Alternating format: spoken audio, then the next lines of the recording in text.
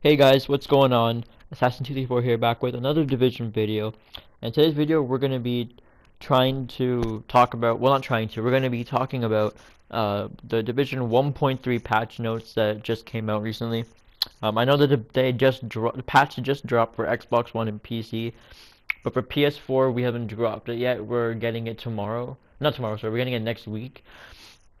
So we're kind of left out as well as we don't get the underground DLC until next week. So let's start off with the patch notes. So the first thing is underground. There's a secret war going on in the uncharted and claustrophobic depths of Manhattan. Root out the threat and earn unique rewards.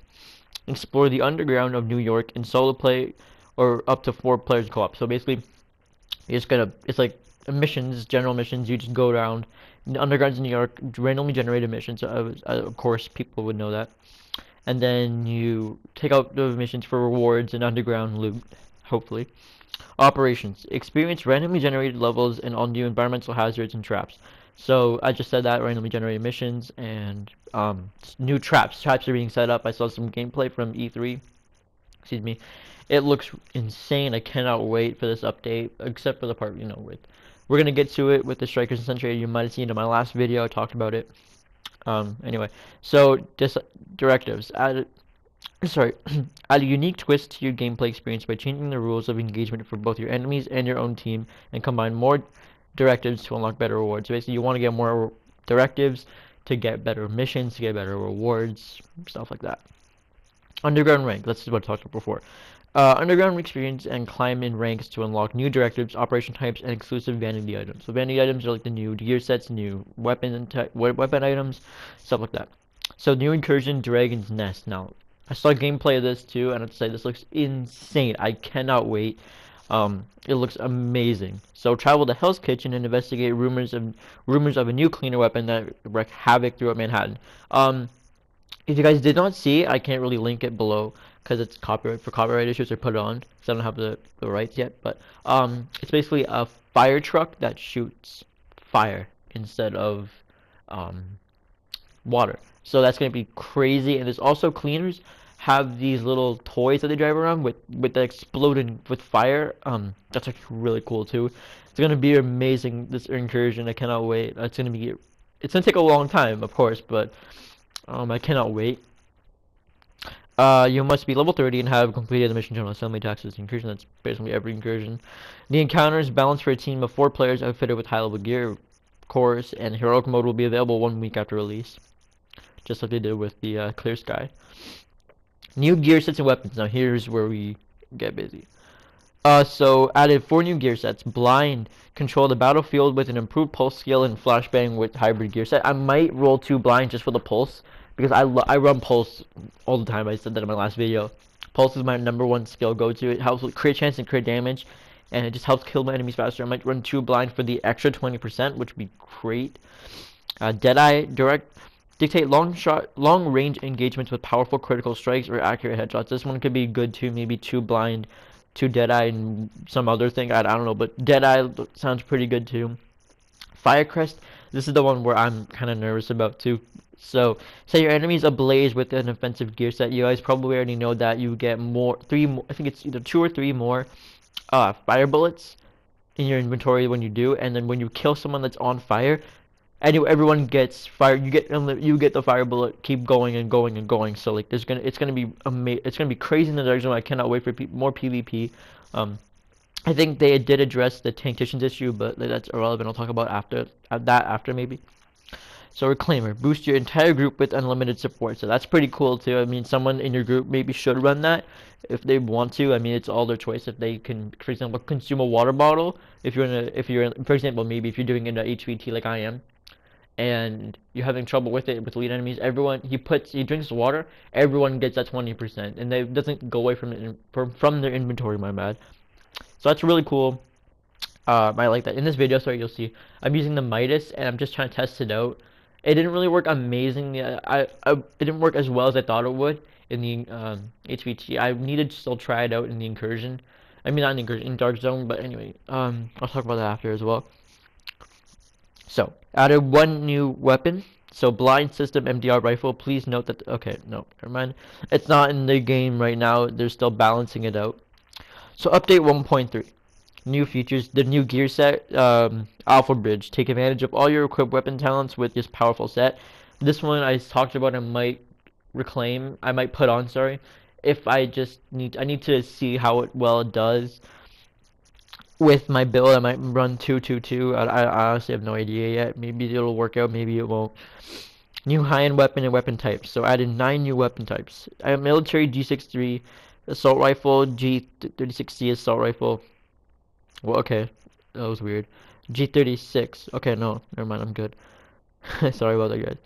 G36 enhanced assault rifle, surplus SVD, marksman rifle, paratrooper SVD marksman rifle, PP-19 submachine gun, enhanced PP-19 submachine gun, X49 pistol, and first wave X49 pistol. So I'm really excited for these new weapons. I think that I might roll with some SMGs, assault rifle. Maybe I'll turn away. I'm gonna try different things if I can get these guns from drops or from buying them, because I just really can't wait for this update. Added a new high-end named weapon, the Showstopper. Sorry, a neat full auto shotgun that's perfect for close quarter combat. If you didn't see the gameplay already, it just shoots off and off and off. It was in the 1.2 video they showed, and it was in this one too. So this one looks crazy. I cannot wait. Heroic mode and challenging mode missions. So added challenging mode difficulty for 2 main missions, Hudson Refugee Camp and Queen's Tunnel Camp, which is pretty cool because I love both. These missions are both kind of my favorite missions. Some of the missions I don't like. The General Assembly, it's just ridiculously long and stupid. Russian Consulate is fine. Warring Gate, no, Russian Consulate and Warring Gate I do not like. I don't like the 3 of those. And when those rolls are there, I just don't do them. Like, they're terrible missions. Add a new heroic mode difficulty. Now this is interesting. Fight even stronger enemies to unlock top tier rewards available for the main missions: Refugee Camp, Queen's Tunnel Camp, Russian Consulate, Lincoln Tunnel Checkpoint, Lexington Event Center, and Warren Gate Power Plant. Now that's insane. That's gonna be crazy. I might try that. I've done challenging before. It's not that big of a deal, so I think that maybe doing heroic will be fun with my buddies. Sorry about that. I think it'll be fun. Added available for the incursions, Falcon Lost, Clear Sky, and Dragon Nest. Please note that Dragon's Nest heroic mode will be made available the week after release of Underground Owners. So they said that before. Daily missions do not support the heroic difficulty, which is great. They won't force you to do it. Basic operation extension. Now this is really interesting. I think I like this. So the terminal is now shared. The terminal is a new shared social space inside the base of operations. That was already confirmed. I think people already knew that. The terminal can be found in the back of the base next to the reward claim vendor. Visit high value target contractors and all new vendors. The special equipment vendor has been split into 2 vendors with the terminal items vendor and blueprint vendor. Sorry about that, guys. Back again.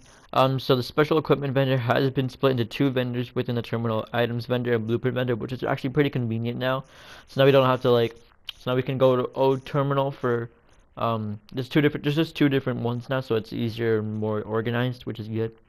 Players can go also fast travel directly to terminal, which is really convenient now. So now we don't have to spawn outside the base and go all the way inside. We can just spawn inside terminal.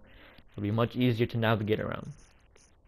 Weapon recalibration. You can now recalibrate one of your weapon talents at the recalibration bench. Recalibrating a weapon talent requires weapon kits and Phoenix credits. Weapon kits can be acquired through drops in the game or crafted. That's amazing now. We can finally recraft talents now, so we can just, for example, if you have brutal, deadly, vicious, no, that's a pretty good roll. If you have brutal, deadly, and some shitty talent like steady or something, you can re-roll steady for some other talent like responsive, which is brutal, deadly, responsive. That's the god roll. That would be amazing. I cannot wait. Like, I've been wanting this since day 1 of the game, but I've been thinking about that. Why can't you just reroll talents? It would just be amazing. I cannot wait. Game changes. So gameplay. Added a new Darkstone bracket for 231 plus gear score. When they announced this, I thought this is stupid. Why would they need that? Why would they do this? It's stupid. Like, no one's gonna get that high. But and then now I see that the new gear score is high. Like they have new high gear score. Sorry. they added like the new high-end gear score and like all the 268 stuff. So then now it's great that we can. So now it's like easier for like, so now you can't have this guy who has like the god gear and gun just wreck through DZ1 with all these new players, which is better. I'm gonna rephrase that basically. So then now like how now that they had a new bracket, because like now that there's new gear that's like 268 plus, and then that's gonna raise your gear score up, because I thought that it would be stupid for them to add it, and now it's pretty good. It's gonna be better now. Anyway, sorry, the page is closed. Let me open my phone. My bad, guys.